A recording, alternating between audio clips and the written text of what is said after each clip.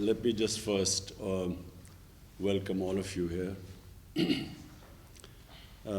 What we want in Pakistan is closer relationship with the Chinese media, and especially from the Prime Minister and his office, we want to have a closer liaison. We have probably one of the most deepest, strongest relationship between China and Pakistan. But the interaction between our medias, our cultural interaction is not as good as a political relationship. So this idea, meeting today, is basically to improve this interaction. I especially want to take this occasion to congratulate China and the Communist Party. I think on its 100th, it is the anniversary of the CPC. Also, in Pakistan, we admire President Xi Jinping as one of the great statesmen of the modern world. We have admiration for him in Pakistan for two particular reasons. One, his commitment to fight corruption. The commitment that a society there must be rule of law in a society. In other words, the powerful must be brought under the law. And corruption is, when it destroys a country, it is when there is a corrupt elite which does not bring itself under the rule of law, and they are the ones who do the maximum damage. So I have watched the corruption drive, anti-corruption drive of President Xi Jinping, and we here in Pakistan are very impressed by the way he has so many high-level officials, ministerial-level people have been held accountable for their corruption. Secondly, and the most remarkable thing about China, which we all admire, is that the way they have brought so many millions of people out of poverty. The figure we are told is almost 700 million people have been brought out of poverty in the last 6-7 years. And recently, China announced that China has finally eliminated extreme poverty. So this is, I think, one of the most remarkable achievements of any human society. I don't think there is any precedent in history of a society achieving these great goals. And the third thing is that we in Pakistan are committed to strengthen our relationship with China politically, as well as in terms of economy and trade. CPEC is a flagship program in the BRI, and for Pakistan it is one of a program which gives us the greatest optimism and hope for our future economic development. And we have a high-level committee now to follow the CPEC projects. I'm going to Gwadar next week to oversee the projects, the pace which they are moving on, and to make sure that we meet our timelines. And then I'm hoping, Chinese labor also. yes, meeting the Chinese labor, who are working here, and yes, talk to them, interact with them. But also, I look forward to my trip to China, which is in the offing in the next month, 2 months, and to further strengthen both our political ties and our economic ties.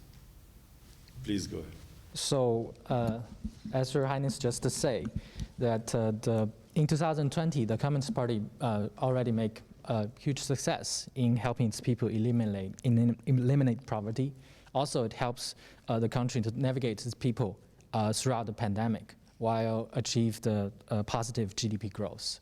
So the CPC is continually using its people-centered policy, so towards its people and towards governing this country. So how do you comment on this people-centered policy, and how do you think is CPC's role in the development of China? You see, the CPC is a unique model. Until now, we were told that the best way of societies improving themselves is the Western system of democracy. And we were told that that is the best way of progress of a society. But what the CPC has done is that it has brought this alternate model, and they have actually beaten all Western democracies in the way they have brought up merit in the society. You see, what is remarkable, a society succeeds if that society has systems which bring two things forward: meritocracy and accountability. Accountability of the ruling elite, which means a transparent system, which is very important for progress, and secondly, which brings up merit in a society. So until now, the feeling was that democracy is electoral democracy is the best way, where you get merit, leadership based on merit, and then hold that leadership accountable. But what CPC has done is that without that electoral democracy, it has actually achieved that and much better. What I saw in China when I visited the Communist Party headquarters and when they gave us briefings, their system of sifting talent and then grooming it and bringing it up, for me, is probably more remarkable than any democratic electoral democracy does not bring up that sort of meritocracy or can hold people accountable. And third thing is that it's a very flexible system. You know, when they want to change something, that system allows them to bring a change. In our society, for instance, in Pakistan, even in Western democracies, it's very difficult to bring change in a system because you're stuck in so many regulations, and democracy straitjackets you. So you cannot always do what is the best for the society because of all the impediments in our system. Whereas I find that in the greatness of the way China has improved so quickly is because they make changes very quickly. They feel that something is not working, they change it. The system allows them to change. And fourthly, of course, the long-term planning. They plan so far ahead. Sometimes in a democracy, in an electoral democracy, you only look for the next 5 years, and it contradicts long-term planning. Hi, Prime Minister. Very grateful. Thank you for hosting this meeting online. I'm Lucian from China Daily. And I got a question. It's been 7 years since China and Pakistan established the diplomatic relationship as well as the friendship between those two. So among all the projects that the two sides have worked on, where do you see the future development direction and the cooperation direction of the China-Pakistan economic corridor, and which areas could be the focus points in the next few years? And how do you think of the importance of such cooperation for both countries? Thank you. Yes, thank you. You see, for me, where I see this relationship moving ahead, and I mean the economic relationship, because there is the political relationship, which is also very strong and moving ahead. But purely the economic relationship, I see the next phase of CPAC. And the next phase is for Pakistan, which is very exciting. We have these special economic zones, and we hope to attract Chinese industry into these special economic zones by giving them incentives, because in Pakistan, the labor is much cheaper than in China, so we hope to attract that industry which will benefit from our cheaper labor. And secondly, where we really want help from China, and we're already working on it, is agriculture. Because in China, the productivity, your agricultural productivity is much higher than Pakistan. Pakistan is basically an agricultural country. And we haven't really concentrated so much on our agriculture to improve our productivity. So this is the second phase, because almost half our population lives off agriculture. And therefore, we hope that we can really benefit from the latest techniques in agriculture from China. So, Your Highness, my second question is related to the first one. I think you just made a great insight about the Communist Party's way of socialism democracy and also the Western-style electoral democracy. So my second question is, how do you view the leadership style of Xi Jinping as the core of the CPC party? What kind of image do you think he creates on the international stage?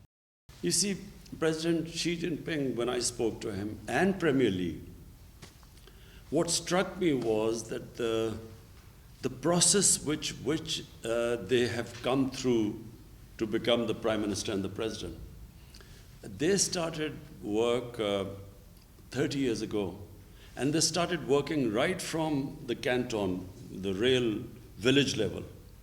And from there, they worked all the way up. They went through all the processes. So really, it's that long struggle which is what makes a leader. And that sort of process is not prevalent in most of the countries that claim to have electoral democracy. You do not have that sort of process. So you look at the American president, he does not go through that sort of rigorous training for leadership like President Xi Jinping and Premier Li, and the way they work themselves up and the experience they got all the way from village and then to the province and higher levels. So when they get to the top, they are experienced, they completely understand the system, they understand how people live at the bottom, and which is why they have been able to, create this wonder of bringing so many millions of people out of poverty. So this is something quite unique for China. You do not see that in any other democratic system. What about their image on the international stage? I think, leave alone the rivalry now between America and China, this economic rivalry. But I can tell you that the world, no matter whatever they think of China, because there's a fear of China's economic dominance now. But apart from that, everyone has to admire what President Xi Jinping has done. His achievements, you see, leaders' achievements speak for themselves. And that's what President Xi Jinping has proved to the world. Your Excellency, how do you comment on the aid programs provided by China to Pakistan, including vaccine, infrastructure, vocational training, and in other social livelihood sectors? I think, first of all, the way China dealt with COVID was unique. I mean, considering that this pandemic started in China, the way China coped with it, and then when you look at the rest of the world, China really stands out in the way they dealt with this pandemic. And we are very thankful to China because, the way they helped us, the way they donated the vaccine to us. And really, Pakistan is after China, Pakistan is one of those countries which has actually done very well in the way that we dealt with the pandemic, the way which we coped with it. So Pakistan stands out, in this whole region. And one of the reasons is that China provided us the vaccine very early on, and where we immediately vaccinated the health workers. The first thing we did was vaccinate the health workers, and then went for the vulnerable groups. So, the people who were most at risk and we were all worried about were the health workers, because they had to deal with the patients. And so we were always worried that if they became demoralized, then our health system would fail. So when we were able to, thanks to China, we were able to vaccinate them, that gave us a lot of confidence. My name is Liu Xin. It's a great pleasure to be able to talk to you, even via Zoom, on this very prosperous occasion when China is celebrating the 100th anniversary of the founding of the CPC. But this year is also a very special year for China and Pakistan, as both countries are celebrating 70 years of diplomatic relations, 70 years of friendship. So I'd like to ask you, based on what you just talked about the uniqueness of the Chinese system and the kind of strong relationship that Pakistan has fostered with China, what do you think the 70 years of friendship between China and Pakistan means for the region and for the world? And where do you see relations going further? How to deepen these already very strong ties? Thank you very much. Thank you. Well, firstly, let me just talk about Pakistan and China first, and then the region. For Pakistan, there was always a very special relationship with China, although our relationship started 70 years ago. But, China, whenever Pakistan was in trouble, whenever I'm in trouble politically, internationally, when we had conflicts with our neighbor, China always stood with us. So the people of China have a special place in the hearts of people of Pakistan. Because everyone here remembers, you only remember a friend who stands with you in your difficult times. In good times, everyone stands with you. But in your difficult, tough times, bad times, you remember those people who stood by you.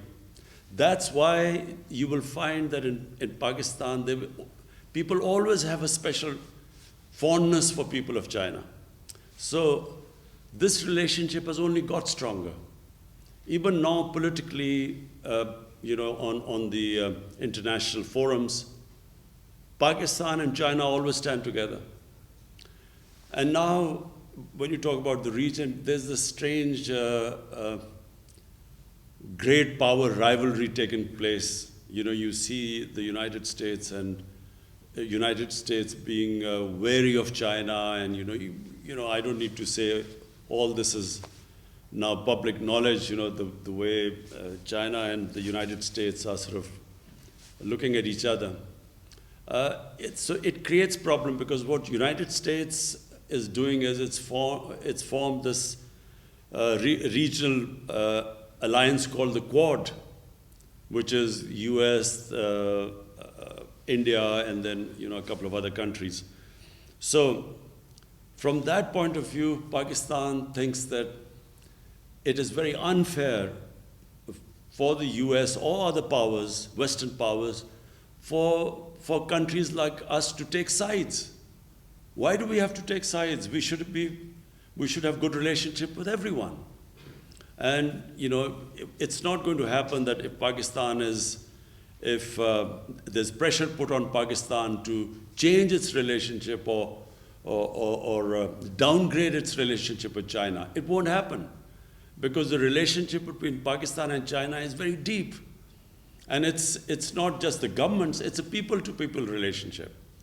So to sum up, whatever will happen, our relationship between the two countries, no matter what pressure is put on us, is not going to change. How do you deepen these already very strong ties, Your Excellency? Number one is trade. The CPEC is it's right in front of you, it's something. It's the biggest thing happening in Pakistan. For us, this is where we think our economic future is moving towards. So this is a big economic feature in Pakistan. And then there's the political relationship. And political relationship has got stronger. And it's got stronger because whatever happens in every international forum, Pakistan and China stand together. Mr. Prime Minister, my second question is about Olympic Games. Beijing will host the 2022 Olympic and Paralympic Winter Games next year. So, Your Excellency, how do you comment on China's efforts to host the Games, and what are your expectations for the Games? Well, I watched on television, of course, the Olympics in China. And you always find that a country that is on the ascendancy, its sports also follows in the same direction. It also, in sporting, China, if you look back, China's performance 30 years ago, and now you compare now in Olympics, China is now the emerging power in sports as well. So the two go together, because all the skills, the institutionalization that goes into a nation building and a nation moving forward are exactly the same in which a nation's sports move forward. Because you compete internationally in sports, the better you become, the better your institutions become, which can sift talent and bring merit on the top. So a small country like New Zealand just now, I know you don't play cricket in China, but a country of 5 million people has just won the Cricket World Championship from India, which has 1.3 billion people.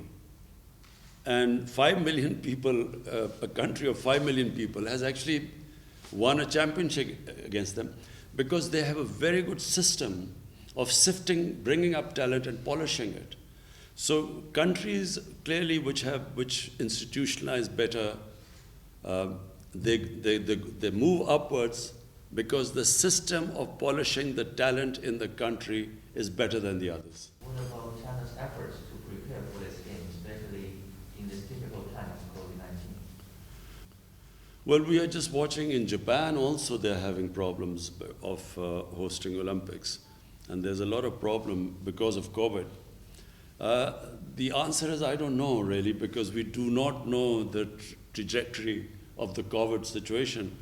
You think that you've now got under control, and then you have some Delta variant coming in, and then again people get worried. So world is coming to terms with this disease, this pandemic.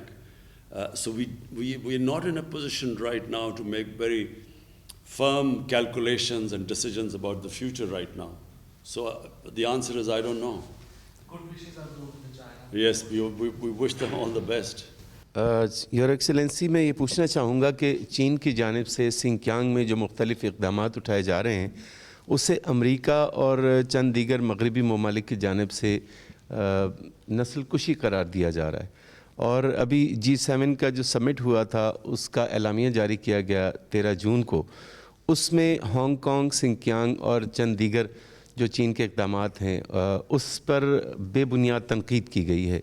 तो आपकी इस बारे में क्या राय है? You see, first of all, our interaction with the Chinese officials, that version of what is happening in Xinjiang is completely different to the version of what we hear from the Western media and the Western governments. So, because we have a very strong relationship with China, and because we have a relationship based on trust, so we actually accept the Chinese version. You know, what they say about their programs in Xinjiang, so we accept it. The second point is that we find it a little bit hypocritical when there are much worse human rights issues in the world which get no attention. For instance, in Kashmir. Kashmir is a huge human rights problem.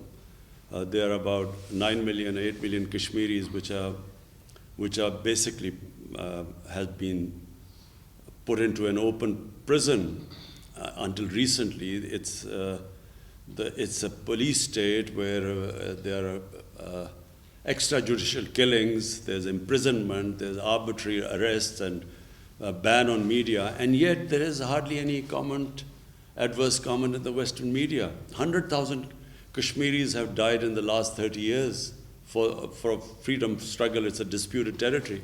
Yet you do hardly get any coverage in the Western media, and we hear about Xinjiang and Hong Kong, which is a bit hypocritical. दूसरा सवाल मैं पूछना चाहूँगा vaccination के हवाले से। खुशाइन बात यह है कि पाकिस्तान में हुकूमत की जानिब से वैक्सीनेशन का आगाज़ किया गया और लोग जौक दर जौक इसमें हिस्सा ले रहे हैं, और ख़ास तौर पर चीनी वैक्सीन्स साइनोफार्म, साइनोवैक और कैंसाइनो लगाई जा रही है। इस दौरान वबाई सूरत-ए-हाल के दौरान जो चीन और पाकिस्तान का ताउन रहा और अब भी जारी है, उस हवाले से आपकी राय जानना चाहेंगे। China helped us in the beginning, and because of that we were able to vaccinate our health workers and the vulnerable sections, the senior sections of the society. And even now we have a very close collaboration going on with China. We are expecting another consignment coming soon. And so today we are expecting a consignment. And it is one reason that we have really been able to cope with this pandemic compared to all our neighbors. Yeah, this is the CMT family conference. So the previous reporters has already asked questions that I want to ask. So I want to ask a follow-up question regarding Xinjiang. We noticed that recently some Western media criticized you only because you didn't criticize China's policy in Xinjiang. So some media even said that this should have China fight silence over Uyghurs. So what's your response to these voices? So I just answered this question, which I think it's, we have, with our interactions with the Chinese government, the Chinese version is completely different to the version which we hear from the Western media and the Western government. So because of our close proximity and relationship to China, we actually accept the Chinese version. And I again repeat, we find it very hypocritical that while the Uyghurs' situation is highlighted so much, and Hong Kong, on the other hand, Kashmir, which is a disputed territory between Pakistan and India, and their United Nations Security Council resolutions, which gave the Kashmiris the right to choose their own destiny through a plebiscite, yet there's hardly any mention of Kashmir, where 100,000 of Kashmiris have died. So this is what we find in Pakistan very hypocritical. Now we notice that some people claim that a closer Pakistan-China relations will intensify conflict in the region because of India. So what's your comment? Pakistan and China were always close, but I think this idea that India is supposed to counterbalance China for the Western world, I think this is going to be very detrimental for China. For India, not for China. China is too strong. India's the benefits India will get from trade with China are far greater than India trying to act as a sort of counterbalance. The country that will lose out is going to be India. The relationship, as I said, between China and Pakistan actually has nothing to do with India. We have 70 years of diplomatic relationship, and through all crises in Pakistan's history, China has stood with us. So it really has nothing to do with India. Our relationship is a bilateral relationship, is extremely strong. His Excellency, my question is, now Pakistan and China have set an example for the world about solidarity and cooperation in facing the global challenges. And how do you think the importance of building a closer China-Pakistan community of shared destiny and shared future for mankind? I think what I experienced when I went to, on the invitation of President Xi Jinping, what I noticed was the amount of work China is now doing in terms of improving the environment, fighting global warming. The awareness in China, in fact, President Xi Jinping hosted a program now I forget what city is, a special city which is just built. It's an environmentally green city, specifically built, which we were invited to. I don't remember the name of the city, but we went there, and everything there is environmentally friendly. So China is making great strides towards that. And I think the future of mankind, the biggest threat mankind faces is through this climate change, global warming. And China really, when President Xi Jinping hosted this conference, he invited leaders from all over the world, and it was just, the theme was how to save mankind from this catastrophe, which is called climate change and global warming. Yes. Thank you so much, Excellency, for giving us this opportunity, and it's really great honor for us. My question is that the first phase of China-Pakistan Economic Corridor, CPEC, yields fruitful results in different areas, including energy and infrastructure. First, how do you comment on this? And second, how will China and Pakistan cooperate to ensure the success of second phase of CPEC? Especially, how do you see Sino-Pak economic growth? Thank you, Excellency. Firstly, the first phase of CPEC was connectivity, and then energy projects. So that was the first phase, because Pakistan had problems we were shortage of energy, and then of course the connectivity, which is what the CPEC initially was. Now the second phase is now deeper cooperation, and that is, from Pakistan point of view, the special economic zones. And the idea is to attract investment into these special economic zones, which will help employment in Pakistan, improve our growth rate, create wealth for our country. But equally important for us is help from China in our agriculture. Now, half of our population lives off agriculture, and the productivity of our agriculture, unfortunately, is extremely low. So we have compared the productivity in China, which compared to us is much higher, and then all the various technologies which are used in agriculture. So the second phase is for us our special economic zones, agriculture, also skills education.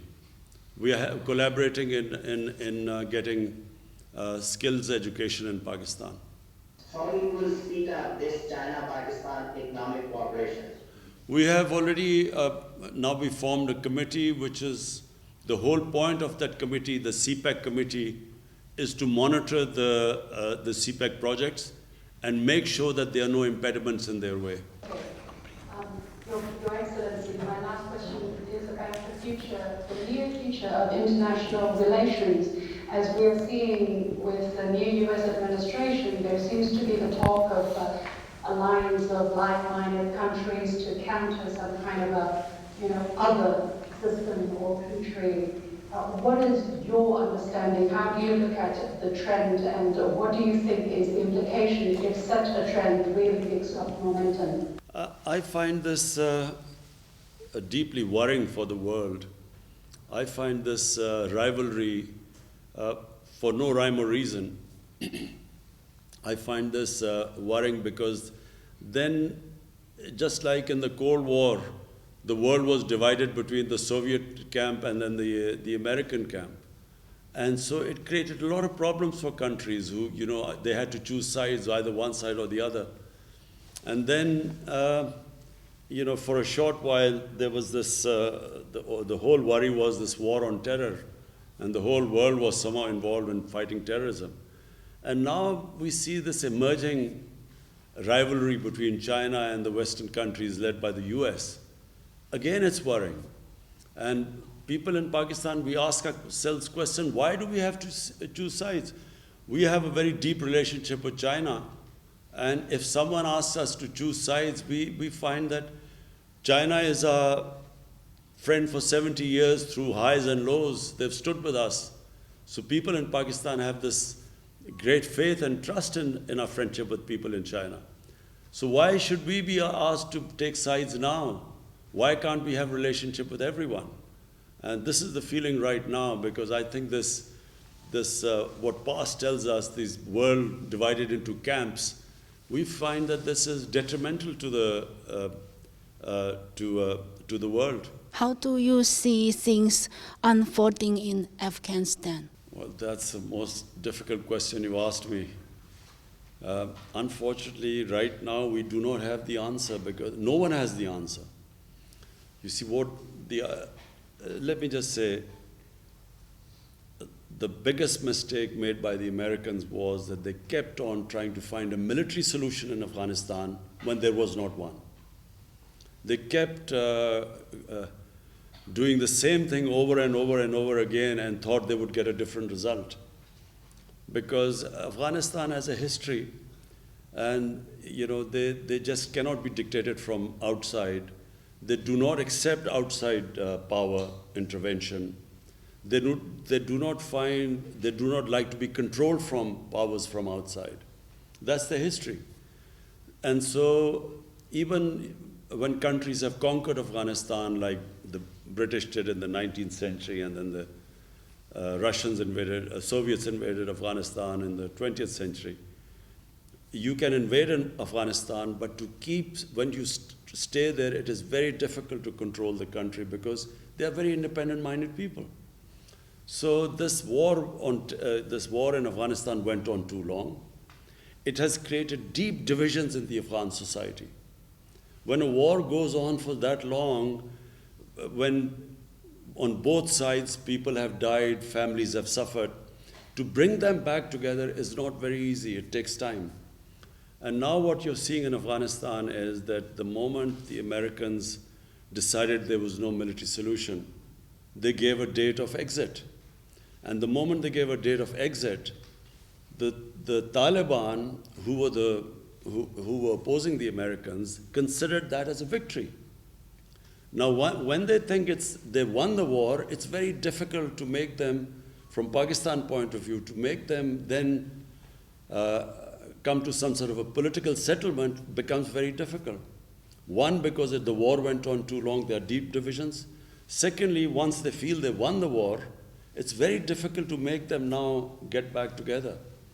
And so the worrying thing for Pakistan is that if Afghanistan has a civil war there, just like it had civil war after the Soviets left in 1989, then the consequences will be, after Afghanistan, the country that will suffer the most is going to be Pakistan.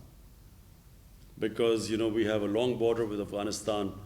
Taliban is basically a Pashtun movement, and there are more Pashtuns in Pakistan than Afghanistan. Half the Afghanistan population is Pashtun.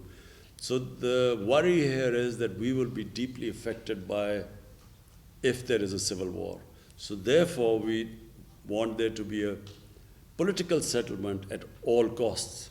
So before concluding this session, I would like to inform the media that Prime Minister has written a special congratulatory letter to President Xi on CPC's 100 years anniversary. Also, Prime Minister has written an op-ed that will appear in Chinese media. I believe this opinion piece, and also keeping in view the close relationship and the kind of the way CPAC is going, we will interact with Chinese media more regularly, and we will keep inviting friends from Beijing, Shanghai, and also from here. And thank you very much for being part of this session. Thank you.